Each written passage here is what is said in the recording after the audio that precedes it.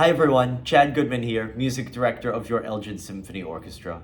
I'm here to give a little bit of a deep dive into our upcoming classics program, which takes place on January 25th and 26th at the Hemmons Cultural Center. This program features 3 extraordinary works, all very, very different, but touching in their own ways. The opening piece on this program is titled These Worlds in Us and was written in 2006 by American composer MISSY MAZZOLI. MAZZOLI is one of the most prolific living American composers. Her music is really important to me. She has a way of writing music, a compositional voice, as we would say, that feels both familiar and entirely new. There's a freshness to her writing, but there's things that just resonate with all of us who adore and love classical music. This piece takes its title, These Worlds in Us, from a poem written by the poet James Tate. The poem, which I'm going to read an excerpt from, was titled The Lost Pilot, and Tate wrote it as a meditation on his father's passing in World War II. The excerpt that Mazzoli quotes is as follows: "My head cocked towards the ground, I cannot get off the ground, and you, passing over again, fast, perfect, and unwilling to tell me that you were doing well, or that it was a mistake that placed you in that world and me in this, or that misfortune placed these worlds in us." These worlds in us, right? Those final words here in this poem are the inspiration and where the title for this piece comes from. Now, Mazzoli found inspiration in her own life and found connection to this poem because her father served in a war as well, not World War II, but in the Vietnam War. And she noted that it was particularly interesting that as time passed, as her father got older, more distance had separated his time serving in the war. He opened up a lot more, and she noticed the striking parallels between joy and grief, that something as traumatic as war could have both extremes. I'd imagine from my end, thinking that I'm sure feelings of camaraderie that soldiers have with one another, the trust that you build, that is something that is filled with joy and happiness and relationship and foundation and fundamentals of building connection with other people. But of course you have the terrors and the horrors of war on the other side, and of loss and of pain. So Mazzoli wanted to write a piece that explores how you can teeter between both, how pain and joy are actually very, very close together. And so she describes the themes of this piece as being ones that sort of hover between both of these worlds. And so the very opening theme you hear at the start comes in the strings, but it includes glissandos, which is that sound effect where it sounds like it's just things are just sort of unraveling and falling apart. So consistently throughout this piece you have these themes and these melodies that are starting and are whole and concrete, but they just keep trailing off or fizzling away. She also uses really unique sound palettes, and by this I mean the instruments she chooses to write for when she chooses to write for them. And she includes one particularly unique instrument that we rarely hear in the symphony world, and that is the melodica. For those of you who haven't heard of melodica or seen it, look one up, type in melodica on YouTube, you're welcome. It is such an interesting instrument, sometimes referred to as a mouth organ. It's basically a little keyboard that has a tube that you blow into. So as you blow into it, it helps with creating the sustaining of sound, and then you play the keys and you depress the keys and it creates the sound. It kind of sounds, as the composer, as Mazzoli says, it reminds her of the sound of like a wheezing accordion.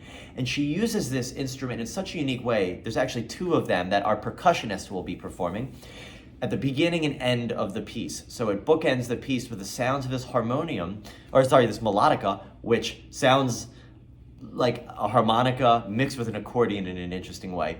And she pairs it with the strings. She loves the sound of this instrument with the strings. And you might not even notice it. You would just think maybe the strings have a very unique quality at this moment. But it's this very intentional pairing of these instruments. The piece is gorgeous. It's touching. There's driving militaristic themes in the middle. Snare drum really leads the way, which hints at this war storyline that the poem that it's based on comes from.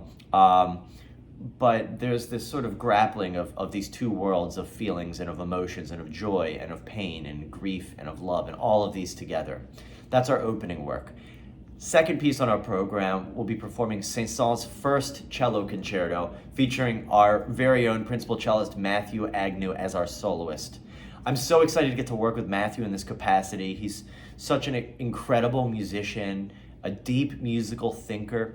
I know many of you in our community have known Matthew and heard him perform. He really can play all different styles. He's an extraordinary improviser. He plays jazz, he can play rock, he can play everything that you could want in the classical canon, and including sitting in the solo seat, the hot seat as I like to call it, as the soloist for a concerto. Saint-Saëns was an extraordinary composer out of France, and really we all know him from maybe one or two pieces. The Bacchanal from Samson and Delilah, Carnival of the Animals. Those are probably the two most famous works of his. He was incredibly prolific in his lifetime. He wrote music in every genre, whether he was writing for the symphonies, he was writing operas, ballets, chamber music, choral works, music for the church. Any genre of musical writing he was involved in. He was so gifted. He was an incredible piano soloist. He played the solo part on all 5 of his piano concertos when they were premiered. He played all of Mozart's piano concertos and concerts, which is really extraordinary. He was just one of those true Renaissance artists. He wrote articles and periodicals about music and music industry and criticism. He was a jack of all trades.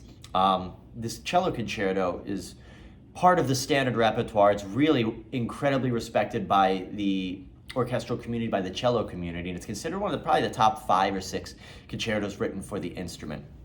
Some interesting things about the concerto are it was written in one continuous movement. Now, this had happened in other concertos in the past, but it was still quite uncommon. Usually composers wanted to separate things into very distinct and clear movements with breaks in between, right?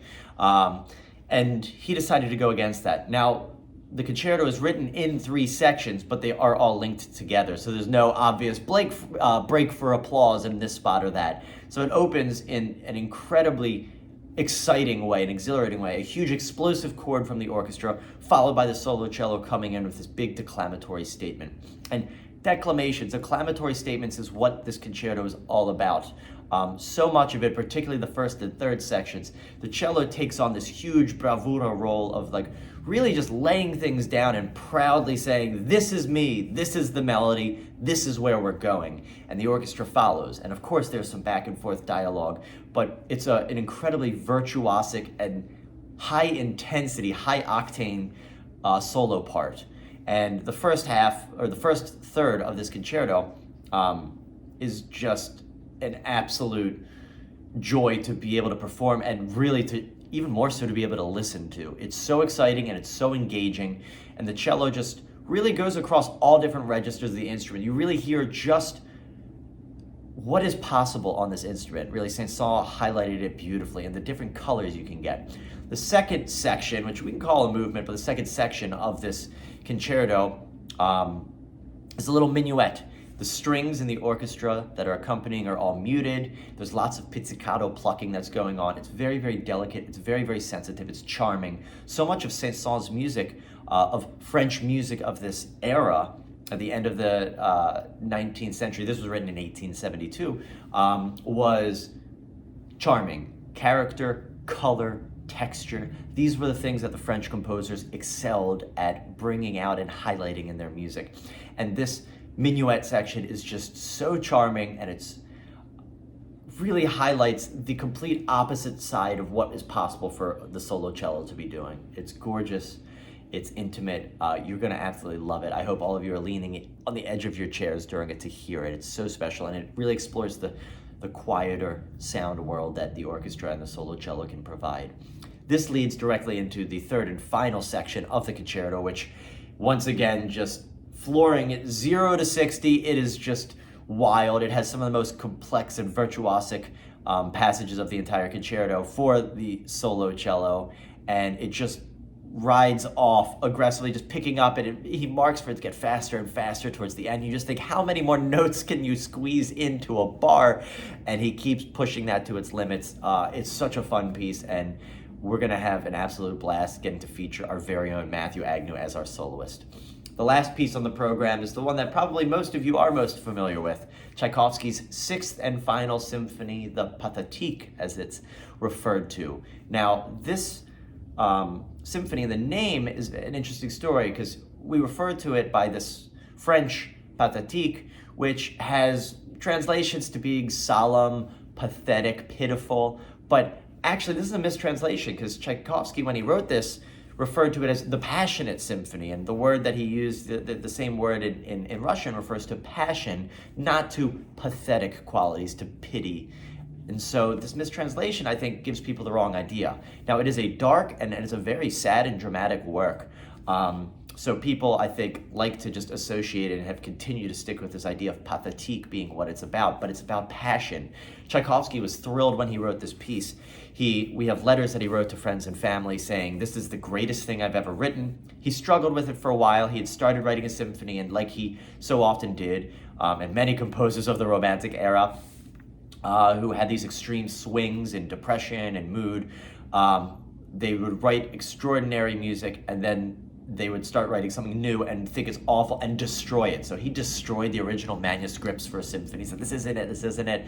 And then all of a sudden it came to him. And we have records in letters he sent to family saying, this new symphony's coming so quickly. He said something like he wrote the first movement, basically the sketches, and when he sat down, it was completed in 4 days. 4 days, and he said, I have the third movement already in my head. Everything else is swimming around, basically. And he churned this symphony out, and he was so proud and he was so confident. He said to everyone, this is the best thing I've ever written. This is it. It's a game changer. And so upon premiere of the piece, it was very well received. He was still, like so many artists, kind of scared and hesitant and didn't think maybe it was receiving enough praise, particularly from the performers as they were rehearsing it for that world premiere. Now, this was the last piece that was premiered while Tchaikovsky was still alive. And so this piece, being so dark, ending in a slow movement, which is so incredibly unique. This rarely happens. Very few symphonies at this time in music history would end quiet. The last movement would always be a big heroic send-off, and a blaze of glory. But he ended up making the fourth and final movement slow, dramatic, dark. And so a lot of people associate this being the last symphony he wrote with this pathétique nickname, and him dying fairly suddenly after this, that maybe was this a suicide note?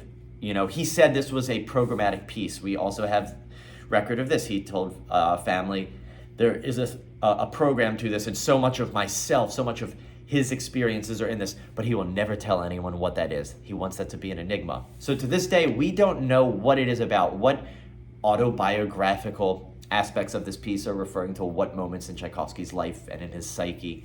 But we do know this piece is incredibly dark and heavy. In fact, it opens and it begins. The beginning of the first movement and the end of the final fourth movement end in the lowest of low registers.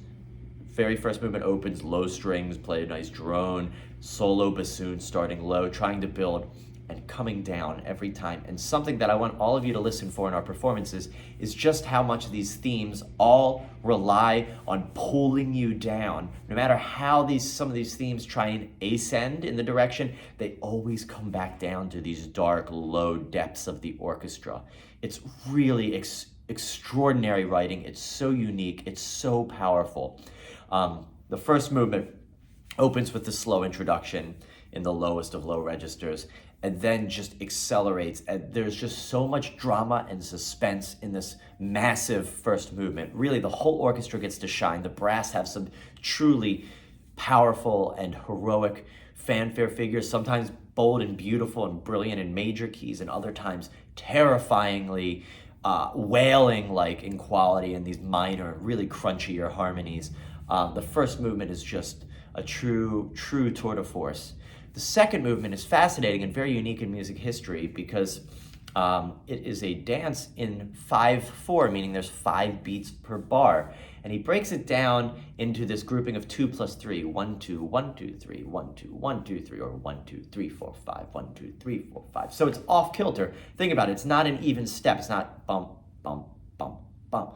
1, 2, 1, 2, 3, 1, 2, 1, 2, 3. So if you were going to be walking or dancing to this, they're uneven. It's uneven. And something about this is unsettling, but also incredibly charming. And it's got this waltz-like quality. It's a waltz in 5. It's so unique and so interesting, and it's such a catchy movement. These tunes, I think all of you will have heard, whether you know the symphony intimately or not. They're just so prolific and such memorable writing. The third movement is a hysterically fast scherzo. It has this great march quality and march figures and fanfares to it, which is confusing for a piece that is so dark that this third movement is so bright and bubbly and alive. You have to wonder what was going through Tchaikovsky's life. This is the end of his life. Does he know that he's dying? We know that he's lived an incredibly difficult life, feeling like he has to repress a lot of who he is. He's dealt with depression. He has crippling self-doubt about the music that he's writing, even though he's one of the most famous composers alive at the time. He's always doubting himself. Is this third movement really joyful? Is it pure joy, or is it him putting on a facade going, I'm gonna be happy, this is me happy, things are great, life is great? We don't know, but that is something that can impact how an orchestra performs a piece. And so I'm not going to tell you my approach to it and what we're going to be doing, but I'll be curious, maybe those of you who see this, to hear after the concert what you think. Is this third movement truly joyful, or do you think it's almost mocking joy? And then, as I said, the fourth movement, the slowest, most dramatic, suspenseful movement of the entire symphony. It is so powerful. It is heart-wrenchingly beautiful. It aches. It makes you truly understand the hopefulness and the despair that all of us could experience as humans on this planet. And it's one of the most memorable movements ever written in music history. As I said, it pulls you back down. It always is pulling you down, and it ends again. It fizzles away into the quiet, eternal silence. It's such a profound ending to an extraordinary piece, and for us, an extraordinary program. We can't wait to share this music with all of you on the 25th and 26th of January at the Hemmons Cultural Center. We'll see you there.